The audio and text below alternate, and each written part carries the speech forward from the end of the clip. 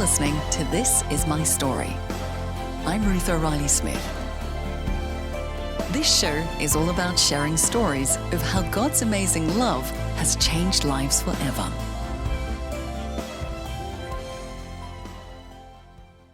I didn't believe that I would ever get the chance to meet my first grandson.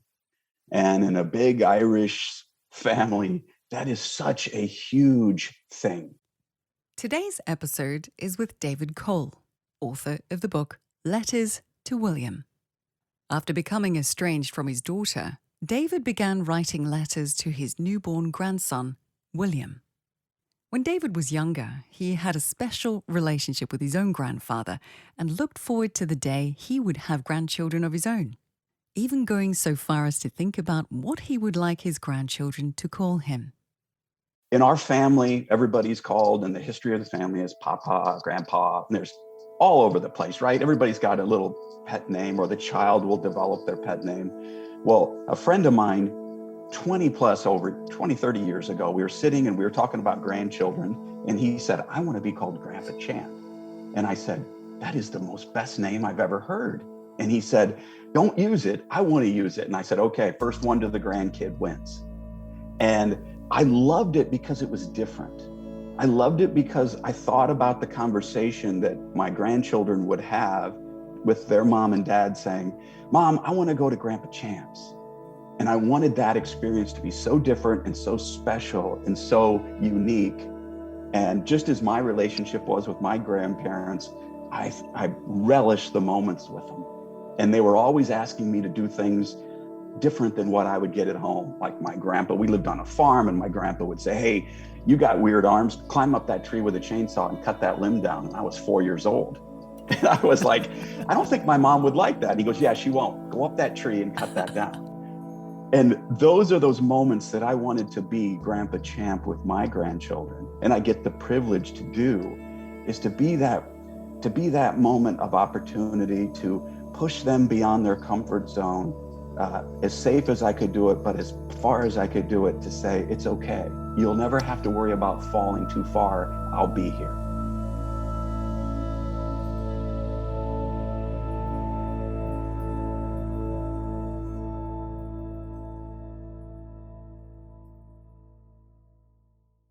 David and his daughter Kate had never had a particularly good relationship, and David looks back at the dysfunctional relationship with Kate's mother as the beginning of the issues between them.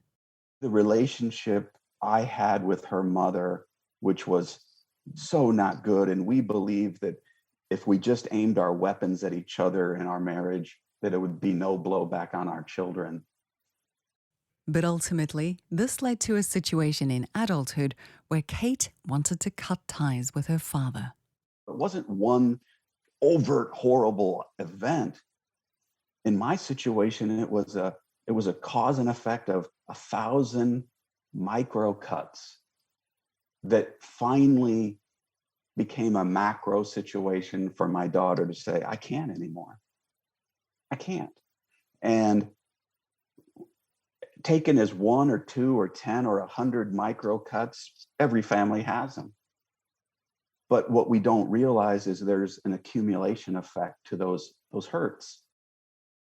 It was so hard for me initially because I felt so much guilt and so much shame. And I felt embarrassed in big family outings. And I'm probably that's not gonna become a surprise emotion to anybody. During this fallout, David's daughter made it clear that she wanted nothing to do with him. She was expecting a baby, and David was told in no uncertain terms that he would not be part of his new grandchild's life. I always thought it was going to be, she'll come back before the child's born, we'll reconcile, we'll figure this out, and it'll be okay. And what happened was the first day turned into 30 days, into 60, into a year, into 2. And I needed a way to deal with this emotion and pain. And the more I realized, Ruth, that for so many years I fought to be right, and I fought to get the stipulation of, if you do this, then we'll be fine. And what I realized was I had to stop, and I had to really look inward. and really go deep into who I am and who I really wanted to be. And once you get to that point in estrangement, you realize that, wait a minute, it's not about them, it's about my healing. And I have to heal first before I demand them to heal above and before me.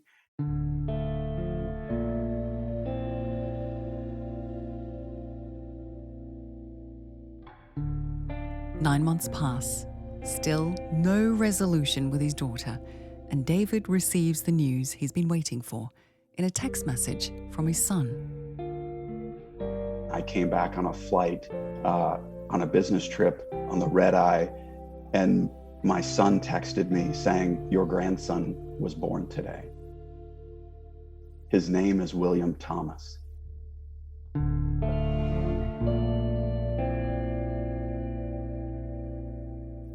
And I sat in the flight and I wept. And I wept for the guilt, for the shame, for the feeling that I had failed. And that night, I sat in my kitchen table in the darkened room and toasted my first grandson.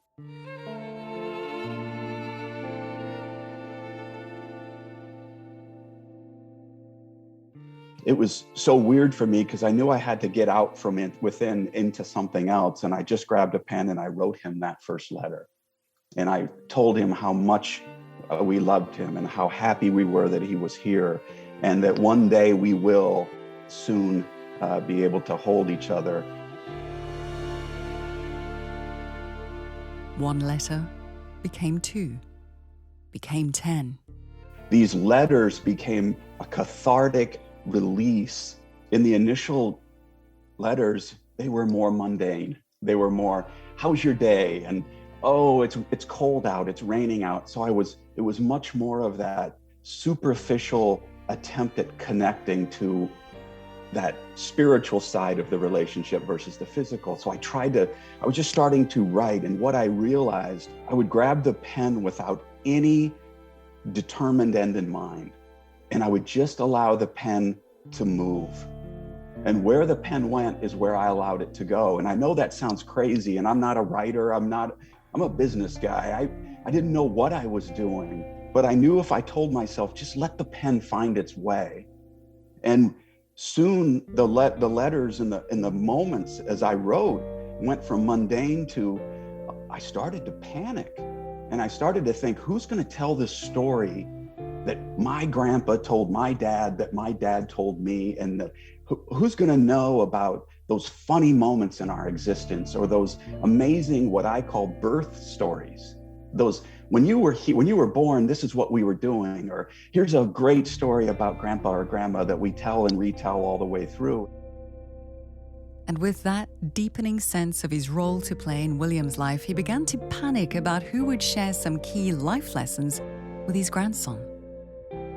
So I took a very purposeful turn in my letters to say, I'm going to try to define for William the moments that I would have already told him, or I would have whispered to him. Your first year, I'd be telling you this. So I started telling him the story of how his mom was born, and how, let me tell you the day that was so hard for me when my grandpa died. And then we started in each one of the letters, purposely, more by accident in the beginning, started to take on a coaching moment, a teaching moment, a life moment, a grandfather's hope at immortality, to say, if you do this, this is what I screwed up, but do this, and think about this, and treat others this way. And not from a position of expertise, but a position of experience, and trying to share some pathways. And those letters became much more purposeful and hilarious and painful.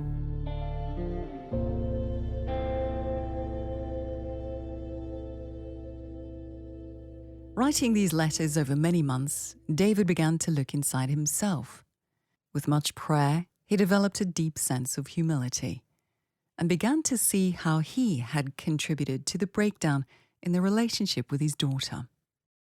Once you find your ability to say, just a second, I got to stop blaming someone else. I have to find a place back where that mirror can come back to me and say, why would Kate, my oldest daughter, let go of the family tree limb? How could this be possible? And what if, just maybe, I'm the cause? What if just maybe it's not her mother? Maybe if it's just maybe it's not this other extenuating situation. Maybe I could be a part of it. And once you open that crack of possibility, you become aware that, okay, well, maybe there is something.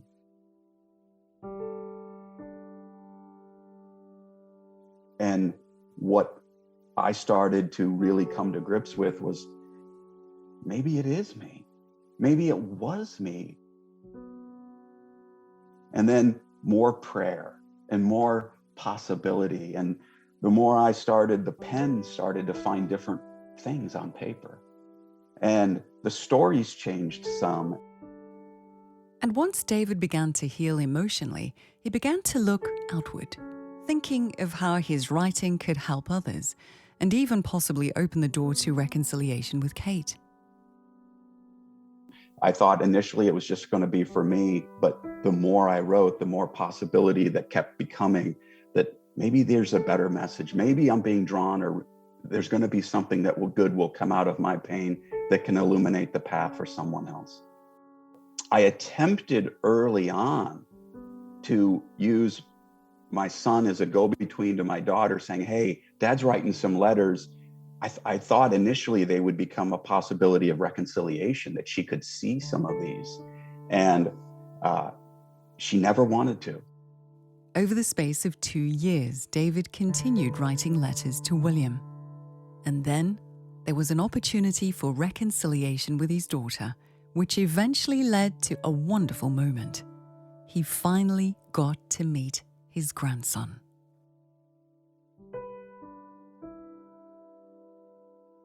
It was not expected, obviously. It was such a surprise, and it was such an amazing thing on Good Friday. And what I learned that day I met him is how I've transitioned it to even today, is he didn't cry about what was lost. When he met me, he was only 2, little over 2 at the time. He did not say to me, Grandpa, I wish I had this. We lost all this. He just sat down and he showed me his cars. He sat down and he wanted me to read a book.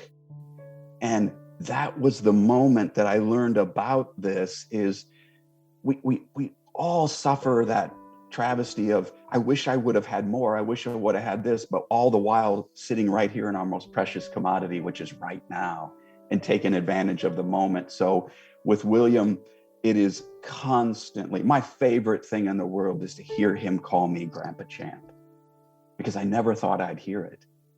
And it's those little moments of our lives that we leave flexible intentionality for. And I always get in arguments with my wife. She wants to plan the memory, and I'm saying it's going to happen.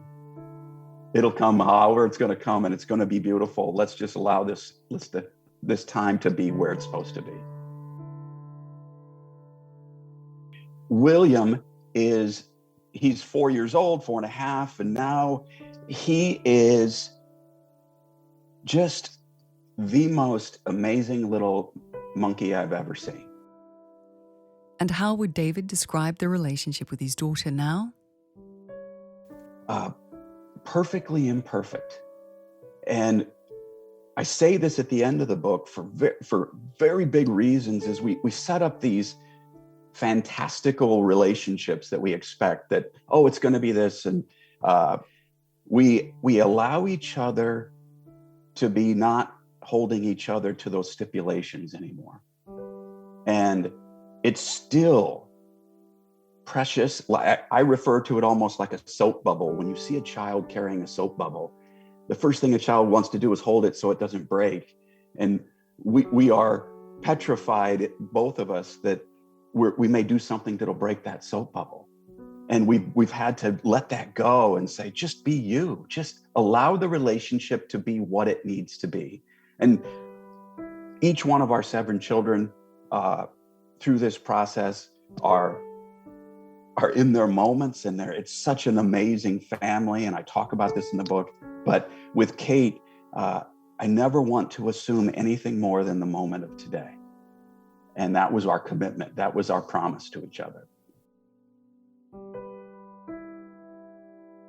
But I was brought up to always look at these moments as there's something here. And it may be difficult to see today, but there will be something from this if you keep your faith in front of you. And my mom would always say, be fearless. Be fearless. And I never really understood it. And for so many years, I thought it was just a weird thing that she would kept telling me, but she would always say, be fearless. And that if you're fearless in your faith, you'll become more able to deal with these moments. I talk about prayer a lot. One other line that my dad would always say is, you know what, there's always room for another hypocrite next to me in church. We're not perfect. I'm not perfect. And I never want to be attached to it because I know who I am, but I'm in a constant battle of becoming a better version than I was the day before. And this experience has really solidified it. And so, David is reunited with his grandson William, and well on the way to a restored relationship with his daughter Kate. And he carries with him divine wisdom from the journey that he's been on. We're all on our individual journeys. We all are. And there's a plan and there's an opportunity and there are moments. But I think the most important moment to me is when we can say, it's not you. Stop blaming others for the pain. There is a cause and effect. And sometimes you just got to throw it away and say, yep, that's her emotional deal. That's hers. I can't fix that. But what if I fix this?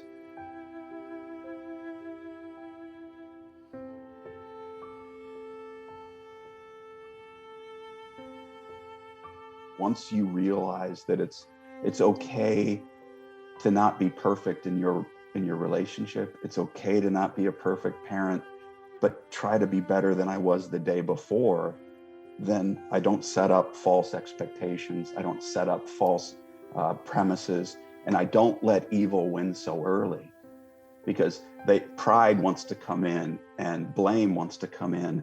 And those are easy doors for evil to open, especially in today's environment. You deserve what you deserve better. You deserve better. And it's like, wait a minute. I deserve only to be a better version than I was before, and also know that I need a lot of help to get there.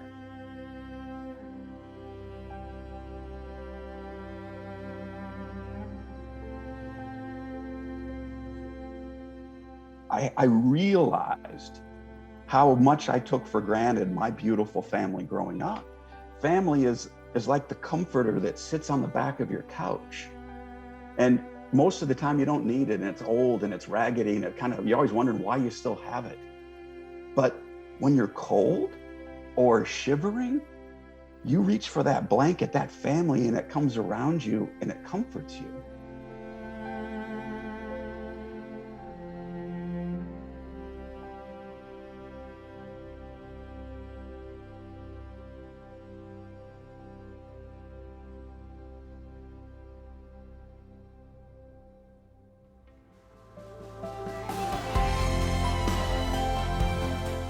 You've been listening to This Is My Story with David Koll, author of the book Letters to William, The Journey of Healing Through the Pain of Estrangement. Today's episode was hosted by me, Ruth O'Reilly-Smith, produced and edited by Ed Jervis, production support on the show by Lynn Bolden and Toso Haruna. Special thanks to William Jones. Please follow or subscribe, and for more UCB podcasts, you can download the UCB Player app or search UCB wherever you get your podcasts.